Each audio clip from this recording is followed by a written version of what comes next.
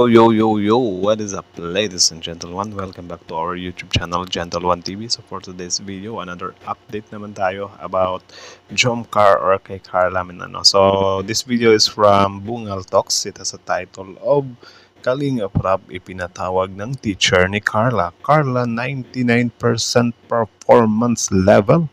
Carla, bakit isinumbong? So, ladies and gentlemen, before we start, Bungal Talk support nyo yan. Also, Kalinga Prab support nyo rin. Tapos, syempre, our YouTube channel, Gentleman TV. Don't forget to like, comment, share, subscribe. So, ladies and gentlemen, without further ado, let's watch this video together. Again, the title of this video, Kalinga Prab, ipinatawag ng teacher ni Carla. Carla, 99% performance level. Bakit Carla, bakit isinumpong? So, hinihingal pa, no? So, again, ladies and gentlemen, Bungal Talks, Kalinga Prab, Gentleman TV. Like, comment, share, subscribe. Start. Naku po Kalingap Rab, muling ipinatatawag ng teacher ni Carla sa anong dahilan na naman kaya mga kaibigan. Ang Hala. tanong, good news nga ba ito o bad news, at yan ay atin nang malalaman mamaya. Of course, it's obvious. Good news yan. Carla yan eh. Diba? Hindi naman pasaway si Carla, diba? Mga kaibigan, pero bago yan mangyari po, sanang panoorin po muna natin ang video na ito at syempre wag po natin kakalimutan na mag-like at mag-share na rin bilang pagsuporta sa ating munting YouTube channel mga kaibigan. Yun. At syempre wag din po natin kalimutan na Subscribe nyo rin si Bungal suportahan Talks. ang mag-amang matubang na si Kuya Val at Kalingap Rab. Salamat po.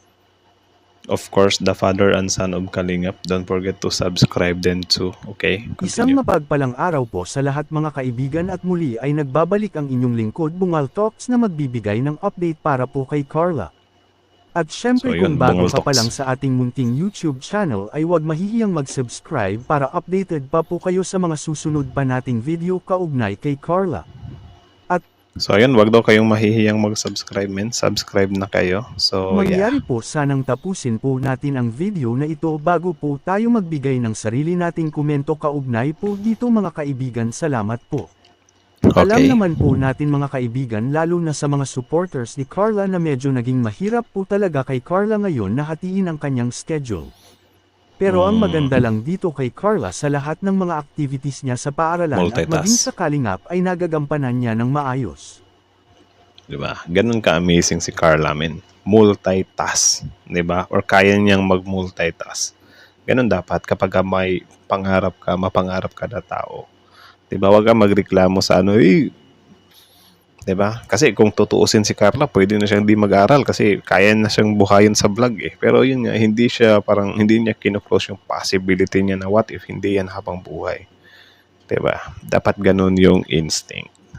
Actually dati na rin pinatawag si Kalingap Rab ng principal naman noon ni Carla dahil nga po sa magandang balita, pero ngayon magandang balita pa rin kaya ang maririnig ni Kalingap Rab mula sa teacher ni Carla.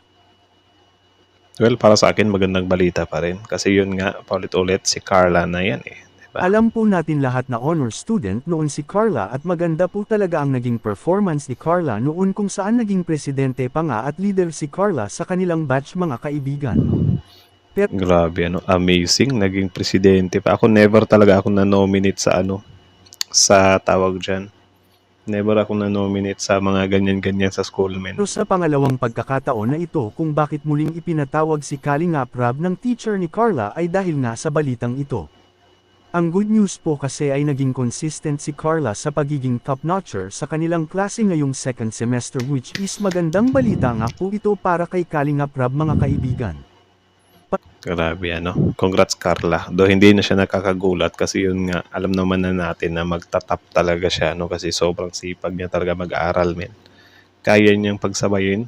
Di katulad nung isa dati na parang ginawang excuse tuloy yung pag-aaral para lang mag-quit sa mga ganitong bagay, Though, I respect her decision din naman. Pero yun nga, parang nasayang kasi yung opportunity niya. Patunay lang nito na kahit hirap si Carla sa schedule ay napapanatili niya na mataas ang kanyang mga marka. Actually sabi pa nga ng teacher ni Carla ay hindi naman daw nakakaapekto sa grades ni Carla kahit minsan ay hindi siya nakakapasok dahil ipinagpapaalam nga siya ni Kalingap Rab lalo na kung may okasyon o pupuntahan ang team Kalingap kasama si Carla. Dagdag pa, So sometimes pala nag-a-absent siya. Pero yun nga, yung mga may special occasion lang. Ngayon ko lang yun nalaman ha. Ng Bisaya, no? teacher ni Carla ay madali lang na nahahabol ni Carla yung mga projects at mga exam, patunay lang ito na merong angkin na talino talaga si Carla, mga kaibigan. Samantala inaasahan nga po na muling Nice. magiging number 1 ulit si Carla sa kanilang klase, at dahil maganda ang performance na nakuha ni Carla sa nakaraang second semester at base nga ito sa mga grades na ipinasa ni Carla sa pagsusulit. I know, kayang-kaya niya yan, men. Yung mag-go first. Kaya niya yan. Samantala very proud naman si Kalingap Rab sa kanyang beneficiary na si Carla, at aniya ay hindi naman siya magtataka sa magiging performance ni Carla, lalo na at priority pa rin naman talaga ni Carla yung pag-aaral higit sa lahat. Diba? Parehas kami ni Kalinga Prab. Kampante. Dapat ganun kayo, guys. Kampante ba kayo na magtatap si Carla? Comment down below. Sabi pa ni Kalingap Rab ay natural na daw talaga kay Carla yung pagiging matalino, at mismo siya ay nasasaksihan niya kung paano nag-iisip si Carla, mga kaibigan. Well, kung ganun ay good job, at siguradong 99% na naman ang grades ni Carla at hindi naman ito nakapagtataka, mga kaibigan. Samantala Grabe yung 99%. Pinakamalaki ko lang na grado is 91. Tapos EP pa yun. Pinakamaliit kong grade is 65. Boom, high school. iyan lang po muna ang ating munting update patungkol sa pag-aaral ni Carla, at sana po ay wag natin kalimutan na mag-like at i-share ang video na ito. Salamat po, mga kaibigan. So that's it, ladies and gentlemen. So how about you? What can you say about this video? Comment down below and then let's talk about it in the comment section. So yeah, kita nyo naman yun. Again, this video is from Bungal Talk. So support nyo yan. Original video link in the description box below. Kalinga Prab, support nyo rin. Tapos syempre Gentle One TV, our YouTube channel. Don't forget to like, comment, share, subscribe. So that's it, ladies and gentlemen. About nga pala dun sa sa teacher ni Carla, grabe, sobrang kudos din kasi siya, ang tawag dyan, maintindihin din siya if ever na yun nga may activity si Carla, mga celebration, pinapayagan siya. Although din naman masipag talaga si Carla, or matalino talaga siya. Grabe, no? Biruin mo yung ganyan, meron ka nang ginagawa sa social media, nakukuha mo pang mag-top. Like, pwede siyang ma-distract, pero hindi yun nakadistract sa kanya. Ito yung literal na hindi hadlang yung pagiging love team sa pag-aaral, 'di ba? Kayang pagsabayin, 'di ba? Kapag ka lang talaga, may tawag diyan, may tiwala ka lang talaga sa sarili. So that is Carla. So anong nakakapagtaka diyan, matalino siya . Pero may mga tao talaga na mga matalino, like kahit hindi na nag-aaral, madali lang silang nakakaintindi. Actually ako, ob ako .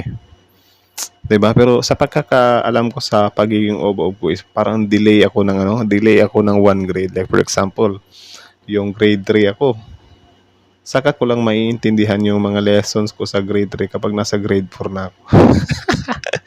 Like, grabe. Pero buti naman sa awa ng Diyos, nakatapos din naman. Diba? Nakatapos din naman. Like, can you imagine that kahit elementary ako, meron ako mga fail grades, like 72. Gulat nga ako sa mga kabataan ngayon . Sobrang easy na lang nila kunin yung 90 plus. Sa amin dati, parang nakakakuha ng mga 90s, mga nasa